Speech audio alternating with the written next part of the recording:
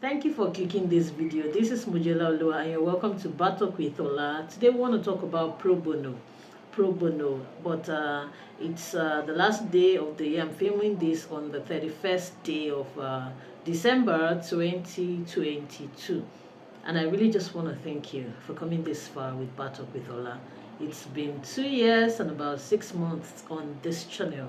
A channel that I started during the COVID-19 lockdown, post-lockdown actually, because I started around June, July 2020, just to talk about law and my law practice experience because I'm very keen on documenting. If you're following me on any social media channel, you know what I do the most is document, my life, especially my work life. Very important. So I'm really thankful that I found people, and people keep turning up every day, every other day on the channel, who find value in what I'm doing and who are thanking me for doing it. I'm thanking you for watching and listening to, because we're both benefiting one another. So it's really cool. It's really cool. Thank you so much. I wanted to do a video where I read out your comments, your beautiful and wonderful comments to me all through the year. But I found out that all through the year, but I could not, because I was trying to get the comments in one place so that I can just read them out, but it's a little impossible. There's no filter for me to actually filter comments, from reading out questions, and I wanted to start from the beginning of the year, so it's just the recent ones that are coming up. I've tried, so we're gonna hold on that, and I'm just gonna give you one big thank you and hope that everyone takes a piece of it, as you watch this. Let's talk about pro bono today. Thank you for your emails too. People that send me emails just to say thank you, we appreciate what you're doing. We're glad we found your channel and whatnot and whatnot.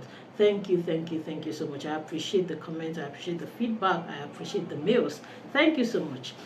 So what's pro bono? Pro bono is from the roots words are from Latin, and I always try to break Latin words or break legal terms down to their Latin origin and their meaning in English, on this channel. If you've followed the channel, if you've been watching my shorts, I do that so that you can understand, because that's what helps me to understand most of this. I did Latin at the university level. I took, a course in Latin for lawyers. So it helps me to, that base knowledge, helps me a lot. So pro bono means, pro is for in Latin. Bono is good, so for good. But it actually means for public good. So pro bono, whatever you do pro bono, you're doing it for public good. And it's usually used or applied in the sense of free work that lawyers do. So when a lawyer is doing work for free, we say a lawyer is doing it pro bono. So pro bono means that you take on a case, or you take on a brief or a matter that you would have otherwise charged people or been paid for, and you do it for free. That's what pro bono means. So pro bono is very important for lawyers because it's one of means of doing CSR. CSR is corporate social responsibility. So whether you're a firm or an individual lawyer, it's one of the ways by which you give back to the society. If you go to a law faculty today and you ask law students, why do you want to become a lawyer? Why do you want to become a lawyer? Most of them, or at least half of them, will tell you that I want to help the society. I want to defend the defenseless. I want to help the oppressed, the victimized in the society.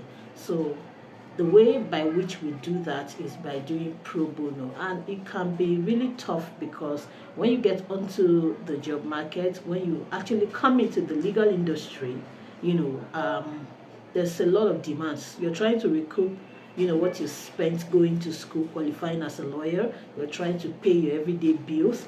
You're trying to pay your work bills. Maybe you've taken out an office space. You're buying wig and gown. You're buying the required dressing. We have a color code, so you have to buy whites and blacks and whatnot. You're buying all those things. So you need money. You need to feed yourself, feed your family if you're a family person, and all of that. And probably you need to give back to your own family, and then you have to do pro bono. So it can be really, really tough. But there are ways to go about it. There are ways to do it. Usually, the focus is always on litigation. And this video is going to be focusing on litigation too. But before that, I'd like to say that you can do pro bono in different ways. For instance, this YouTube channel will qualify as pro bono because I'm churning out free legal knowledge. These are things that you would otherwise need a lawyer to explain to you. but you're clicking and you're watching for free. I know you're probably paying for data and a good network. You've paid for your phone or your computer or television that you're using to stream it. So nothing is really free. You're paying to also look at it. And it's possible that you're on YouTube Premium, and or maybe you've even joined my channel for a fee, so many things. But essentially, I am doing this for free. Now, when we say pro bono, it doesn't mean that it won't cost you a thing. It just means that whatever it costs, you're going to bear it and you're going to give it out for free. Like this channel costs me a lot. Things that it costs me way more than I envisaged, because I really just wanted to have some fun, churn out legal content. I've mentioned before, my director says I shouldn't mention it again, but for the purpose of what we're talking about, YouTube has not paid me a dime, and I've been at this for 2 years and about 6 months now. I think I started July 2020. So we can say that this is pro bono that I'm doing, because I want to put out content, legal content, that will help you know all that you need to know about your legal challenge, and help you to decide when it's time for you to go see a lawyer, the type of lawyer you should go see, the type of steps that you should take, everything. I'm not usurping the position of your lawyer, and I am not your lawyer if you have not engaged my services, retained my services as your lawyer. There are people who pay me for consultation to develop, contextualized solutions, specific solutions, bespoke solutions to their own particular legal challenge. What I'm saying is that the one that I'm doing for free here, talking about this for free, it's pro bono, because law students are listening to this. They are paying in school to be taught, but it's free here. I'm not saying that I've usurped the position of your lecturer or that I am teaching you the school syllabus, but whatever it is you're gaining here, you're gaining it for free. So this can qualify as pro bono. Laymen as well, even lawyers. I had a senior colleague tell me one time, he said something to the effect that his entire law firm watches my channel. Now, his principal, to my knowledge, is almost SAN grade, SAN grade. I know that he's already applying. So I was wondering, what are you people watching? He said, including my principal. I was like, what is your principal watching on this channel? But I'm grateful for it. Thank you so much. So what I'm trying to say is that this channel is for law students, for laymen, and for lawyers. People contact me, law students that are in the university, law students that are in law school, laymen, and lawyers as well. Colleagues, seniors at the bar, people contact me. I had a senior contact me. I've talked about it before. He says that he was working in public service and now he has retired and he's started his own practice. But other people say that, okay, I've left law for a while, I'm coming back into it. I've heard people say that, okay, thank you so much for putting out this kind of content, for the younger ones and all of that. I've heard seniors just say, thank you for putting out this kind of content. Honestly, it warms my heart. So that can qualify for pro bono. There are law firms that are putting out legal knowledge on the internet for free. Things that if you follow those steps, you might not even need a lawyer to an extent. And to an extent, they will help you decide what lawyer you need, how to go to a lawyer, so that you don't waste your time, you don't waste your money. You know the kind of lawyer you should patronize, and you know the steps you should take. You know when your lawyer is doing right by you or not, and all of that can qualify for pro bono. That's one. So legal knowledge. Another one could be legal consultation. There are people or firms or lawyers who do free consultation. I don't do free consultation. You have to pay me if you want a one-on-one, and people have paid and people will still pay. So there are lawyers who do that. That's also pro bono. So you talk to them one-on-one. There are some lawyers, there are some law firms that have free law clinic. Maybe they open it maybe for a week in the year or a month in the year, free law clinic. So you can approach them, you talk to them, they tell you what to do. I was part of a law clinic once. It was a free law clinic back at the law schools. Most law faculties have law clinics where members of the society, surrounding environs, can come and get free law services. They have lawyers working with them and law students as well. So free legal service. So that's pro bono consultation. And then it could also be document review. So it could be free solicitor work. Maybe a lawyer could offer to, as a lawyer too, this is also for lawyers, for laymen as well, and for law students. So how to find the one that applies to you. So you could also offer to review people's documents for free. I've done it in time past, but now I'm setting up, a document review, a paid document review service. I've talked about it in the last video, and there's a link in the description box if you want to if you want that service where you pay, and I look over your documents for you from a legal perspective. I let you know if you're home and dry, if there's anything you need to do or anything to watch out for, and I explain the legal implications of the clauses to you, and if there's any particular thing you actually want me to look out for, I look at it for you and I let you know. So that service too, someone could offer it for free. Document review, it could be solicitor work, maybe writing letters of demand, quit notices, all sorts of notices and letters, maybe with pre-action, pre-action letters before going to court. A lawyer could do that for free. It's also part of pro bono. Pro bono is also litigation, can also be done in litigation. So a lawyer could you could brief a lawyer and you could take up legal representation for your matter for free. That means that it's not going to be getting appearance fee, even filing fees, no fees at all. It's going to show up for you at court set dates, and it's going to represent you, get judgment on your behalf, right? File your final written addresses, file the processes, and all of that. They all works. So a lawyer could do that for free. I know there are lawyers that say that, okay, we can't afford to do everything for free. Or sometimes, a client might not appreciate it if you're doing everything for free. They might take it with levity. So some lawyers or some firms will say, okay, don't pay us appearance fee. We're going to go to court for you, any court date set, but you're going to pay filing fees. And if there's any arising fees out of the matter, maybe court is awarding cost against you or against us or anything, you're going to be paying all that. So it depends on how you structure everything and the agreement you reach with a lawyer. But pro bono can come in different forms. Any legal service that can be offered for money can almost always also be offered for free. And when it's offered for free, we call it pro bono. It's offered for free, for good, for public good. Now, if you're a lawyer and you want to do pro bono, what are your guiding principles? If you look at Section 18, subsection 1 of the Legal Aid Act of 2011, it mandates you as a lawyer, if you've taken up a case pro bono, to come to register it with the legal aid so that they can follow it up, they can monitor it. I'm not sure that many lawyers who do pro bono do this, but it's a safe way, it's safe for you to do that. I'm going to be speaking about legal aid much later, but it's safe for you to follow this rule of law, because if, for instance, you're not able to show up in court for an appearance, the legal aid can send one of their officers to represent you, and so many other things they can do for you. So it's good if you comply with this section of the Legal Aid Act. Also, I know pro bono is a requirement for SAN ship.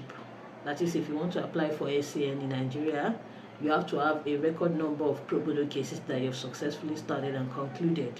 So I know that most SANs, most people who want to apply for the post of SANs in a few years, they start looking for pro bono cases at some point to take up, start and conclude, so that they can put it in their portfolio for application. Well, two birds, one stone. So that could also be the situation, and the law admonishes such a person who is doing pro bono as an SAN not to abandon it at any point because they have not been paid.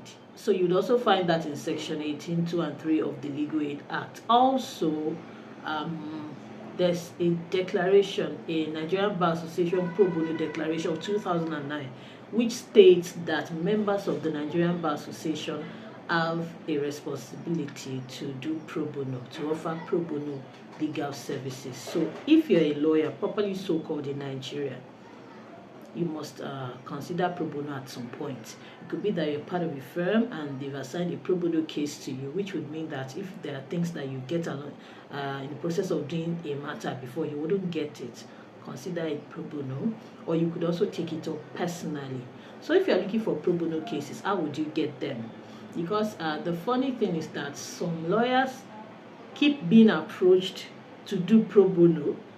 I've once witnessed a lawyer lashing out in court about how, in criminal matters, those suspects are always telling each other, and they're always coming to him, that he has a wife, he has kids, he has people, a family to take care of in essence, and all of that. And then there are some lawyers that are looking for pro bono.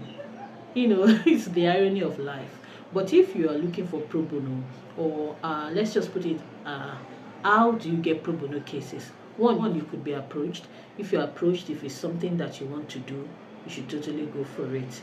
Then, if you have a law firm, a standard law firm, um, every law firm is standard. Why did I say that? If you have a law firm, if it's a very big and already successful law firm, you should consider having a pro bono portfolio or department or allowance or something, wherein you can allot cases. Maybe in a year you can say, oh, this is the number of pro bono cases we're gunning for this year, and you make publicity about it. You do publicity so that people can know and approach you, because most people will not go to a big and successful law firm because they think that only the money bags can go to those law firms.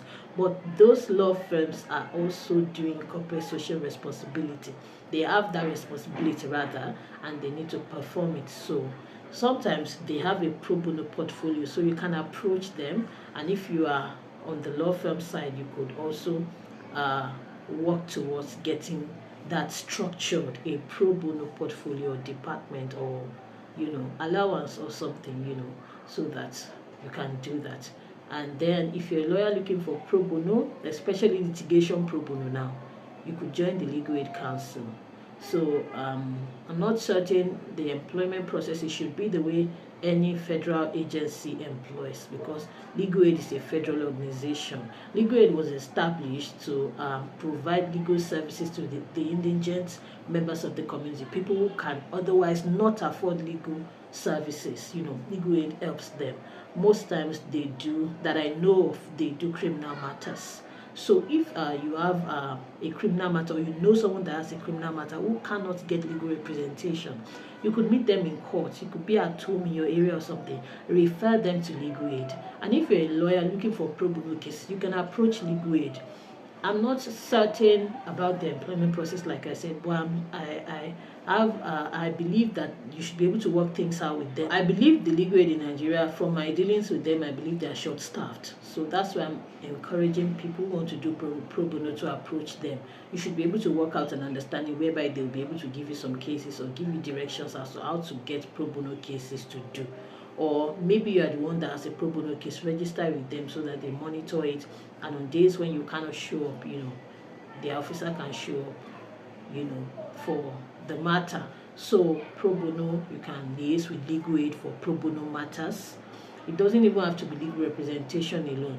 I know that people go to them also for consultation and all of that before they go to court. So if you liaise with them, you could give them a few hours in the week where you go to their office, sit with them, to consult with people who are patronizing them. So there's a way you can work that out. So please approach any Legal Aid in your surrounding, in your environs. If you're a lawyer, and if you are a layman that needs pro bono services, please ask around for the Legal Aid Council's office in your environment and approach them. So also, you can go to a Ministry of Justice. If you're a lawyer looking for pro bono, you can go to a Ministry of Justice, particularly the Office of the Director of Public Prosecutions. Let them know that you're a lawyer, you're well-grounded in criminal matters, and you're available to pick up any case that has no lawyer. I know of a truth that there are several state cases that are languishing because no lawyer has shown up for the other party. We have a lawyer issue, a lawyer problem in Nigeria. That's why if anyone comes up today and says that, oh, they have now called another set of 2,000 lawyers, another set of 4,000 lawyers to the Nigerian bar, and they say it in a cynical way as if that number is too much. That number is not even enough. There are so many people languishing in jail today because they do not have legal representation. And it's so sad because lawyers are available, ready, willing, capable to represent them. So the way to link these two people together is something that we need to work at in Nigeria. There are a few organizations that are doing that. I see some of them on Twitter. What they do is they galvanize action. So lawyers come under their aegis and umbrella, and they go to prisons, they go to correctional facilities, and they get these cases and assign them to their lawyers. They come, they post testimonials on Twitter, and it's so beautiful. Someone that's been incarcerated for years and has not even been to court, and the charge is not even something that can be sustained, and this person is just languishing in court, in the correctional facility, so to speak, because it's not really a correctional facility if we want to speak the truth, but that's not the purpose of this video. And then this lawyer shows up, represents them, and gets them out of custody, and it's such a beautiful thing. But they have lost time, they've lost, some of their youthful years and all of that. And you know that even if you file for the enforcement of their fundamental rights, usually the actors, involved will not even comply with the judgment of the court. So you can go to the Ministry of Justice, and then you can go to the court itself, talk to the registrars. Sometimes we're in court and there's a case and there's no lawyer. The court will itself tell us that they would assign a lawyer. So court also assigns lawyers, and I suppose that those lawyers are lawyers that have gone to court and registered with the court, with the registrars, that they are available for pro bono cases. So if you are looking for pro bono cases, go to the registrars in any court of your choice.